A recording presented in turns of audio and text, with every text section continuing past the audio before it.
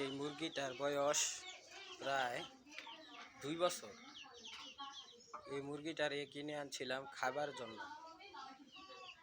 এবং যখন অনেকদিন পালার পরে মনে করেছিলাম এই মুরগিটা ফার্মের অনেক খাবার খেয়েছে, বিভিন্ন কেমিক্যাল খেয়েছে, এই কারণে মুরগিটাকে কিছুদিনের জন্য পালার জন্য রেখে দিয়েছিলাম, এবং তার শরীরে যে কেমিক্যালগুলো আছে সেগুলো বেরিয়ে যাবে সেই আশায় তাকে এখানে বন্দি করে রেখেছিলাম।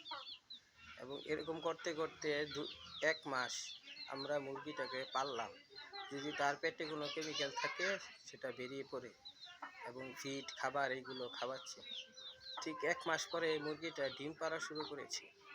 এই যে দেখুন, এখনও ডিম পেড়েছে, এবং এই ডিম পাড়ার কারণে মুরগিটাকে আর আমরা জব করিনি, এবং এই মুরগিটা এখনো পর্যন্ত 1 দিন পরে পরে ডিম দিচ্ছে।